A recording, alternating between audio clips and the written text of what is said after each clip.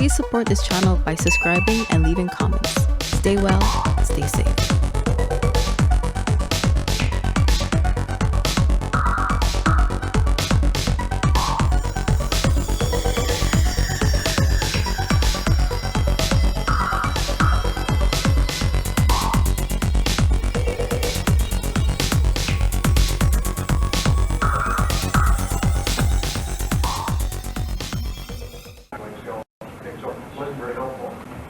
Anyway, but this was an interest of mine, and I kept it in mind. And then in 1975, we moved to Vancouver, obviously, right now. And I had decided that the place to live would be Vancouver Island because, well, West Coast was great for a wildlife biologist because of the ocean and wildlife. But Vancouver Island had Sasquatch reports, and there, of course, they were trapped on this island. It's just a matter of kind of working your way to one end and have one for sure. Not really realizing that Vancouver Island is 280 miles long, 60 miles wide, it's full of all sorts of habitats, you can spend lifetimes there, and not the absolutely common now, it's like cougar, which is very common. Anyway, we did move to Vancouver Island, and we are still there, and it has been good in many ways. Then the other thing I thought, and John said when I arrived in BC, it's great to have a wildlife biologist interested in it, and I thought, too, yes, as a wildlife biologist, it's going to be quite simple. You figure out what does Sasquatch eat? You know, it'll be one or two items, you know, I'll just get right in there where the food source is, and I can decide if I like a Sasquatch, that'll do that. Well, as it turns out, and most of my reports, they eat a wide variety of things, like a bear, maybe more so. Bindernagel. And then a few years back, something came through that I thought was a breakthrough, and that's when Jim Dugan here published his findings on Glenn Thomas's reports there of Sasquatch eating golden manna brown squirrels digging for rocks and leaving this very unique sign, the piles, the rock piles in cairns that Jim described. And I thought, well, here is some sign that we can't write off as bear or anything else, something unique, and so we see rock piles, there. Well, that didn't seem to be quite as widespread as I had hoped, and I think even Jim feels now that it does, maybe it still happens, but maybe not. I don't know, but it seems a little more limited. But anyway, that was pretty interesting. I did get to meet Jim and have a couple really good field trips over that.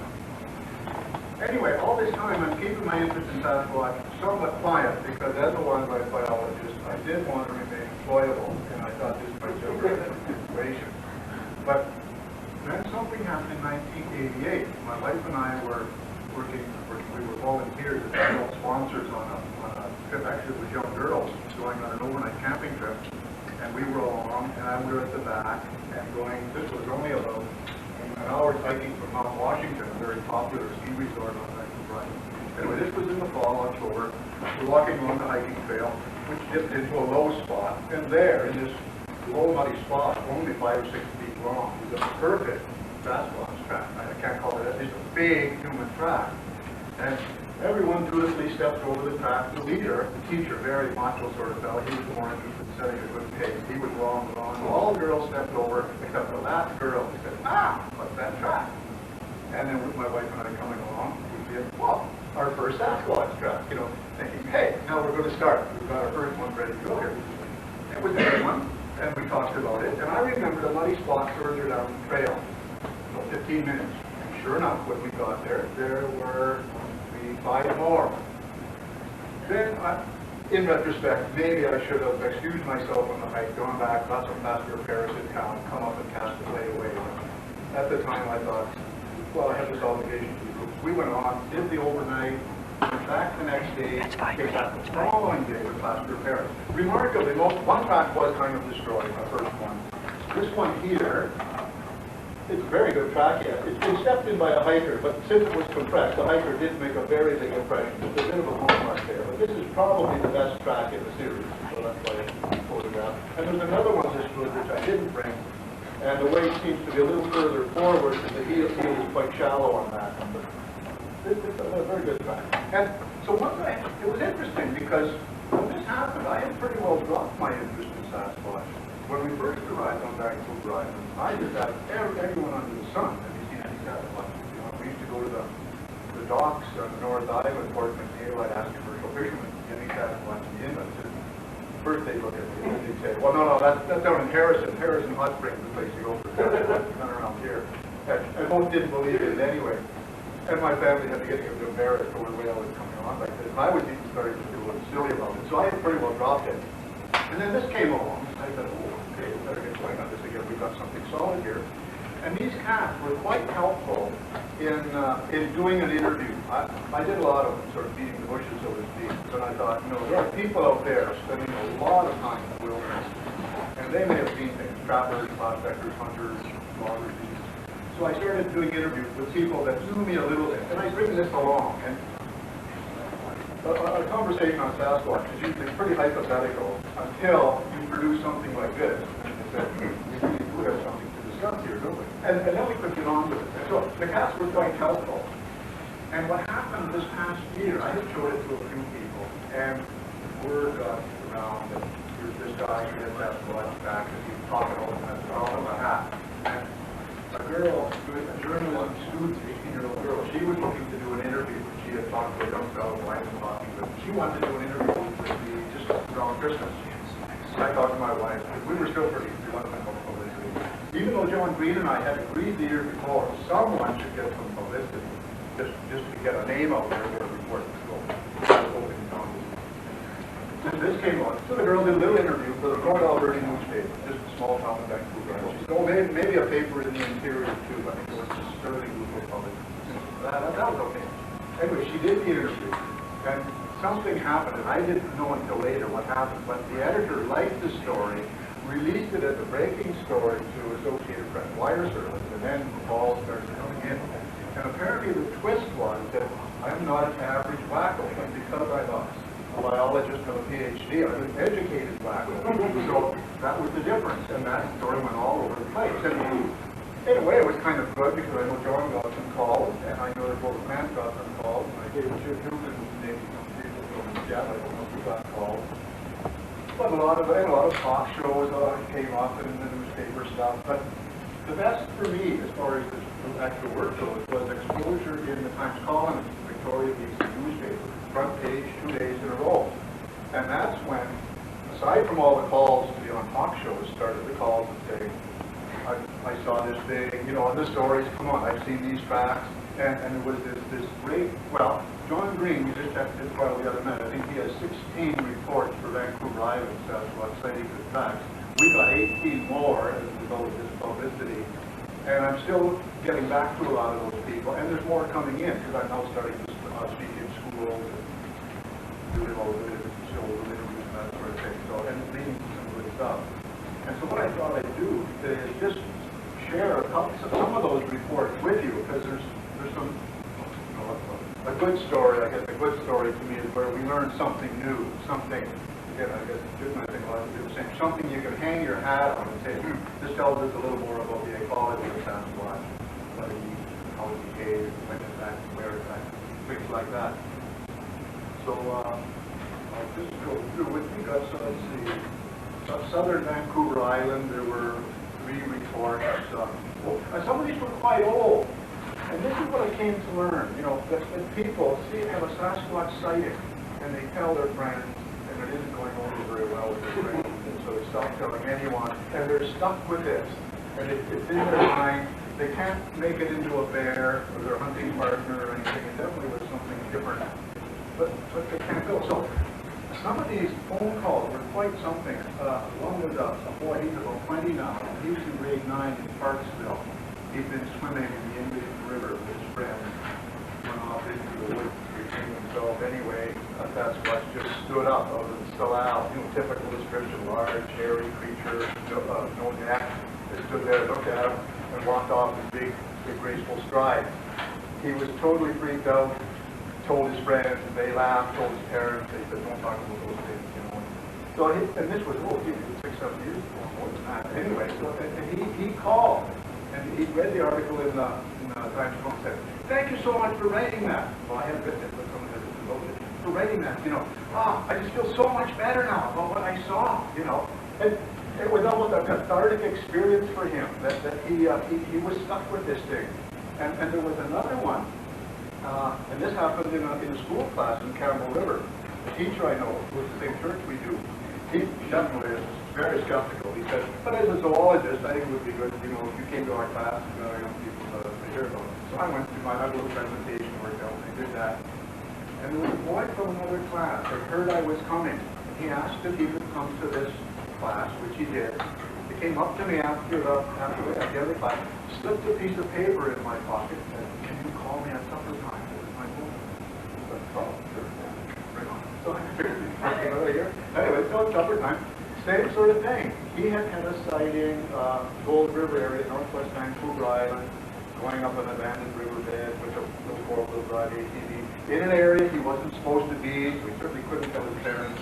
And again, he heard a growling, roaring noise, thought it was the vehicle, turned it off. The noise went again, looked around, and there was this thing. Well, I did that time. It was looking at him, and it ran off. He said it looked scared, and it ran off with frightened, all frightened look on his face. But his problem was, he said, I used to tell a lot of lies. I couldn't tell anybody about it. So, don't lie, I'm so glad you came today, And he sort of told me the story 2 or 3 times. So I have a problem with this project in that, is this just an ego trip, or what good is it? But when that sort of story comes out, then I feel good, because, there are people, they're stuck with these stories. They wish they'd seen a bear. You can tell people about a bear, it's very easy, but these stories are different. So those were a couple interesting stories that came out. There was kind of a similar one. It showed what happens so often in Sasquatch sighting. This was southern Vancouver Island. This was good because it was about 2 days after the article in the Times columnist. 2 parents and a 5-year-old boy had been out north of Souk for a picnic. It was back in January. They were all poking around. And on the way back, they stopped on a road, they were on a logging road, where it crossed the river. And as one often does, one stops the car on the logging bridge, looks up the river, down the river, just see if it's only important. Well, down the river was this creature, apparently standing up, bending over, picking up a white garbage bag. It was an area on the riverbank that had actually been used by people for picnics, and picking up a garbage bag. He looks up at the road at them, and then goes back to the garbage bag. People in the car, they stop, they look at this, they drive on. 5 minutes down the road, they look at each other and say, "What was that?" The 5-year-old boy said, "That was Bigfoot." He's been watching TV or something, But the parents look at each other and say, "Yeah, it was." It turns out later, the husband was a commercial, I went down later, he was a commercial fisherman. He knew bears. But anyway, by that time, as these things go, the gas gauge is on empty. If they go back, they won't make it into town because they'll run out of gas. So they do go into town. They come back the next day. 20 Boy Scouts on mountain bikes have arrived on the riverbank. With the wording back, they're obliterated. This is almost the normal outcome of so many of these sightings. But this fellow, it's interesting, because we don't have a compartment for Sasquatch, we don't let it in. Say, hey, there's a Sasquatch cave in this east. They say, well, what happened? But anyway, they went on. But they obviously couldn't make it into a bear or a person. And then finally they decided what they saw. But kind of after the fact sort of thing. So that was kind of an interesting story. Jim was asking me if I'd seen any recent tracks since season 88. And this again, right after that newspaper article came out, a fellow called from Port Alberta talking about tracks he'd seen in snow near Great Central Lake. And they should still be there. Would I like to see them? Yes, I would. So I went down the next day.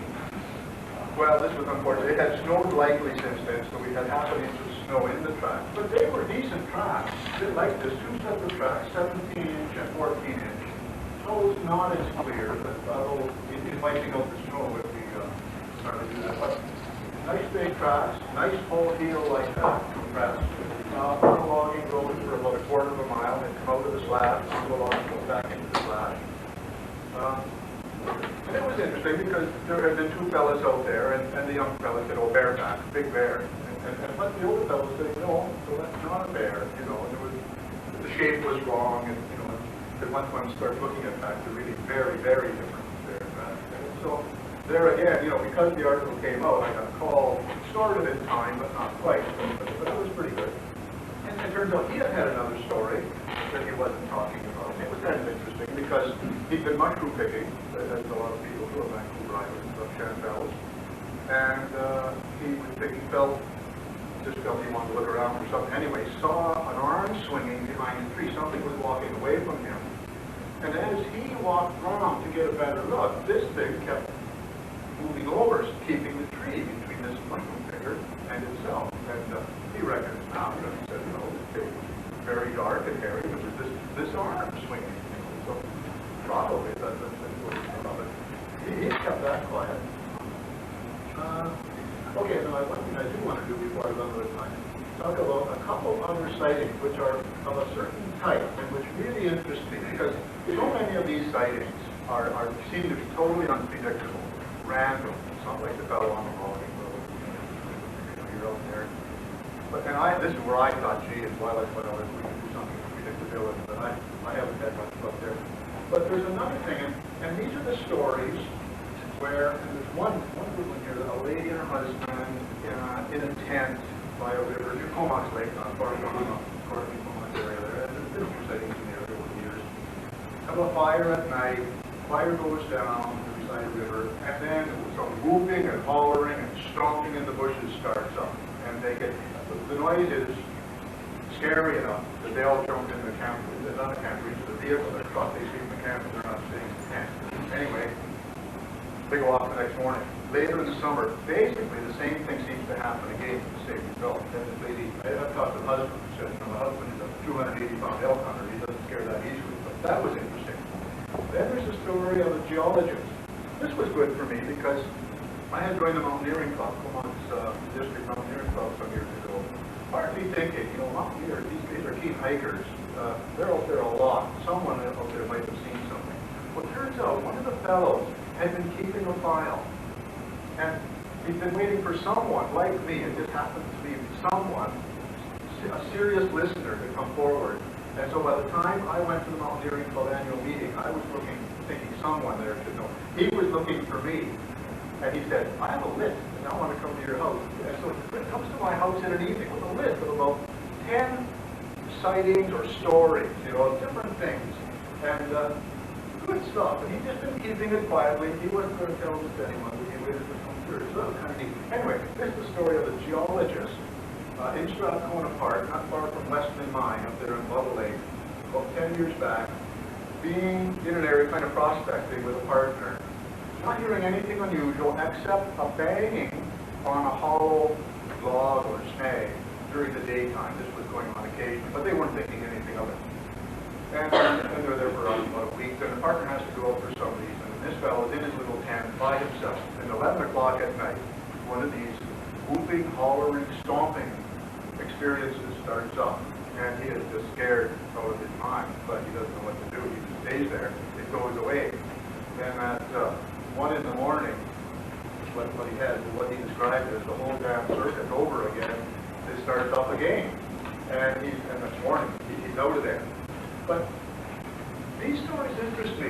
There's one where it isn't much of a story, but it's a lady on Stroke Lake not making it back to Nanaimo in time at night. So she and her friend sleeping in their vehicle at a parking spot. In the night, something lifts the front bumper of their car up about a foot and then drops it down. They actually go outside to see what it was and see nothing there. But it's my feeling that these are stories where people are camped and sitting in an area where a Sasquatch doesn't really want them to be, and it would like them to leave. And so it does this little demonstration of whooping, hollering, stomping. Nothing physical. And I'm reminded of a story that Rob told last week about the fellas in the tent where a Sasquatch may actually have came and kind of, you guys tell me like they were passed out, but anyway, they didn't even pick them up. No physical harm, but trying to drive people out of the area. And I was thinking too about what Grover Grant talks about in his book about core areas.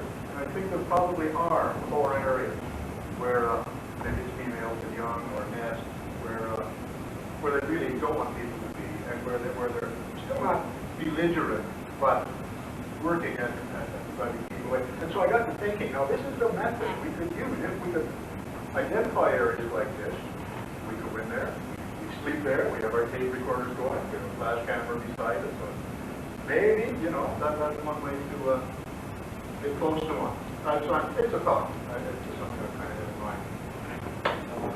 I'd like to tell one more story. Okay. It's another one, because a lot of these stories I find very credible. And this is one from a man who he called in, and then it sounds like he wished he hadn't called because it was very difficult to get hold of. Then the story came out that he worked with the Fish and Wildlife Branch. He was in a Fish and Game Club, helping count the elk in the area, and he really didn't want his name associated with this thing at all. But on the other hand, he had this sighting that he really wanted to tell. And so it was pretty interesting. So the story basically is that he had stopped at a rest area with his family, and anyway, basically they were walking in the bush, and he looked up and he thought he saw his son leaning against the tree, and his son turned up behind him, looked again, and here he's looking at a Sasquatch, which suddenly sees him, wheels around, and the long hair from the head to about the middle of the chest just flew out, which you often see it in a long-haired woman or a man, you know, when people spin their head. The hair just flew out, and it was gone. And that was kind of interesting. And this guy was very upset. And I asked him about looking for tax. So, wait a minute, I was already called the kids, and they were out of there. But this is a very experienced hunter, worked with wildlife biologists, and the only bear we have in Vancouver Island is black bear, and knows them. So I found that a pretty interesting story. Maybe one more story from the west coast of Vancouver Island, and this is people who were kayaking over there. And this is getting secondhand now, and I have to follow these up. But someone kayaking and camping on a beach there, and hearing these sounds. And I'm very interested in the calls, because I've heard that there's more on lake. These were described as blowing across the top of a bottle, and they were heard several times. And there was an odor, an nauseous odor. There's about 2 sightings like that. And one of them has an actual sighting with the creature, a hairy creature walking off. So I think, also on the west coast, a lawyer friend I was talking to, and he was working with an engineer. This was pretty interesting because they kept finding mossy beds in the forest in the west coast. And the older engineer said, those are Sasquatch beds. You know, they travel at night and they sleep in these beds during the day. And I'm thinking, who's this engineer who knows so much about Sasquatch? So I'm kind of trying to track him down, because I always think it's interesting when people talk so offhandedly about Sasquatch, because like they do this, they do that. Like the story we heard the other day, so we see it more often on the north side. Well, when you hear people talking like that, you know. So anyway, I think I better break off there. Thank you very much. Dr. John Bindernagel. Does anyone have any questions for Dr. Bindernagel? Yes, sir. Would you spell the speaker's name, please? I'd love to. Why can I let them? My name? Yes. What did your novel? Bindernagel. Spell it? Oh, Bindernagel. And your first name again was John. Bindernagel means the binding nail. I came in late. Did you say you are a zoologist? Right? Are you an academic, or do you work for an agency? No, I work. It's interesting because when all this publicity did come out, you know, I was concerned about my reputation. I've been to the Fish and Wildlife Branch since then, and I got the warmest welcome I've ever got. John, come in, have a coffee. I'll be right with you. It was really nice. And it's so interesting because what I'm finding is that a lot of biologists privately recognize that this thing exists. In a group, they would never admit that. But there's a couple of bear biologists I was trying to spend a bit of time with. They're there and sort of habitat. So that's been kind of interesting. But no, I do consulting work, and I'm doing some teaching now. And it's interesting, both consulting work and a teaching position has come up since this came out. So it's not being held against me. So that's kind of, many things have changed. So that's kind of interesting. Have you heard or felt that you've heard the screams or noises yourself? Yeah. John Green gave me a tape some years ago that someone made down in Puyallup in the mid-70s. That whooping, that very resonant ape-like call. And I played that for a friend of mine who was living in a cabin, not far from behind Corky there. And he said, that's a dead ringer from what I hear here in the spring. That's us, April, May, June. Well, I was a little slow getting around it, but I finally spent a few nights, 2 evenings out there the following year. And one night, I reckon I heard it. It was faint. And other nights, he's heard it clearly. But it was kind of an hour and a half drive out there, an hour and a half back, and I either didn't have the time to do that or the time to stay out. But boy, when I did, I that same call, I heard about a story down near Sioux, a guy living in a cabin. He had heard a call of something, and he had what seemed to be good sighting. So I played the tape for him, and I wonder if this guy will think that this is similar or not similar, or whether it was different. And his comment was, oh, same call, different song. He found the tapes from Piala being somewhat wild, he said, unsettled, upsetting, where his was much more gentle, more melodious, but that same tone. And it's interesting, because the only ape I've ever heard is the chimpanzee, which works in Africa. It's that same deep, rolling resonance. So, Yeah, there's a copy of the tape that Linda takes to the home issue in Seattle in 1978, which when you compare it to all tapes, is very similar to them, but it's even wilder. It repeats the wail like over and over and over again. It might be interesting to get a whole copy. yeah. Well, I want to play it for these people I described. The lady with the elk on her husband, they had that night. I haven't gotten back to her yet. And this geologist, who apparently is reluctant to speak to me, well, I have to work through the third party there. But what was this circus he heard in the night? And you play this tape and you can say, yes, it's similar, or no, it's not at all similar. And I'm also working, of course, on what do we have? Like, we don't have coyotes on Vancouver Island. We do have wolves, elk, which is bugle, and I'm learning the owls and all that sort of thing, and trying to get all the other calls. And people always talk about cougars, which I haven't heard, but which I understand really is different. But if we can eliminate the known, and just like a lot of these disturbances, if we can eliminate the known, then we're into something. Well, and one of the last questions, do you concur with Dr. Chris and a lot of other people theory that this is a probable remnant of gigantic things? I guess so, but on no more solid basis than the rest of you found out. I'm quite a layman in that area. It seems reasonable. It seems very ape-like from what I... Yes, I want to clear up something right now. I want to clear this up. I want to eliminate something too. It's about what you mentioned, sir, the sounds in the Snohomish. Right. Those, I was there. I had property right across the street. Those were hogs. Those were fakes. I had the same sound. You're talking about Peter Kachula? Right, yeah. Okay, let's clear that up. Those were total fakes. Okay. And I don't want that to go on as, you know, those were Bigfoot sounds, because I have proof. So if we get that started, then we're going to have a bunch of excitement out there again. I don't have the property there anymore, but it was a real hassle out there. So you recorded them? Yes, I did, and those were between coyotes and hogs. They had a hog farm right next to my property. Well, but the tape I heard said that a woman... There's no buts about it, because we've been through this before. We've been over it and over it again. Those were hog sounds. And if those sounds were similar to the ones that Mr. Bindernagel heard, then I ask you to investigate the hog farms. One final. That lady's name is Linda Williford. Yes, Right. I got an original copy of that tape courtesy of Rick Dole. Played it to some other people. I said, those are coyotes. And I said, okay, thank you for your opinion. I walked away. Now this is confirming what the man has just said. I just want to make the record accurate instead of, you know, getting off onto... Oh, I know. I found that there was some, my opinion of this. So This is good, and I often don't bring up the thing about calls, because I want to get a tape recording before I really say anything much more. You know, and then you can do sonograms and things, and maybe I can differentiate between hogs and coyotes and things. Yeah. Are there any more questions for Mr. Bindernagel? Yes, I have a question. What technique do you use when you cast this? Oh, I just use, this is just kind of an industrial plaster repair. I now have a better grade of it, but I just put a ring around the track and Do you reinforce? yeah, I'm glad I did. I got some wire in this. You can't quite see the pad because this one's cracked from handling. Yeah, it was kind of... Have you photographed the journey that you feel the caskets from facial impact?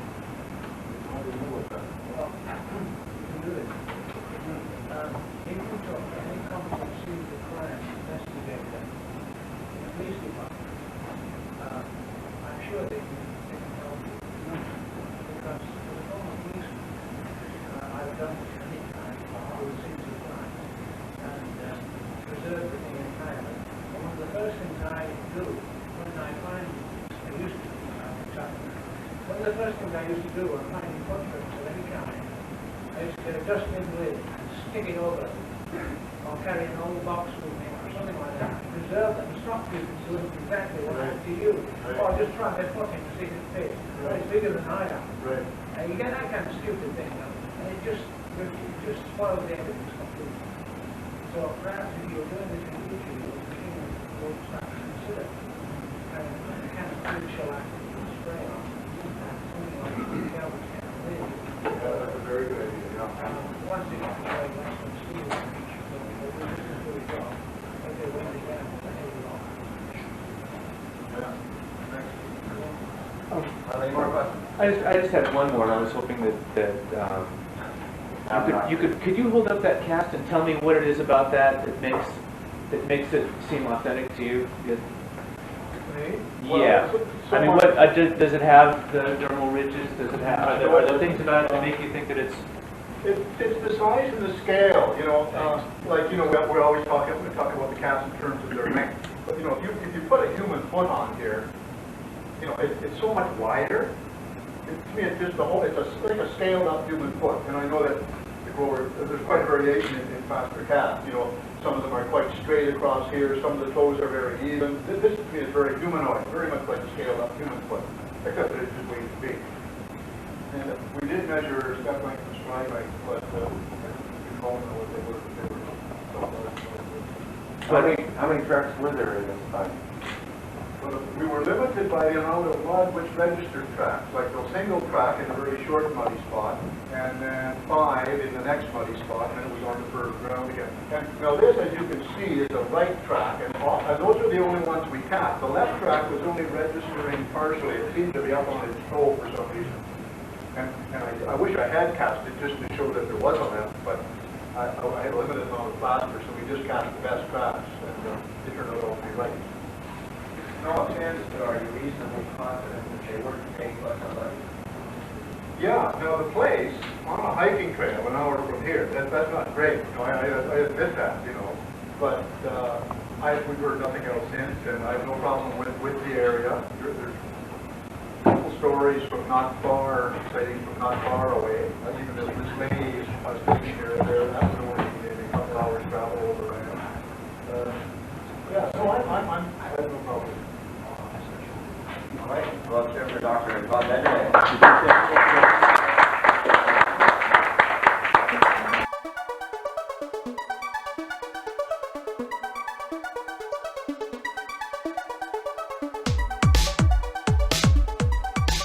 If you're enjoying all this rare and unique content, please show your support by subscribing and leaving comments. Stay safe, stay well.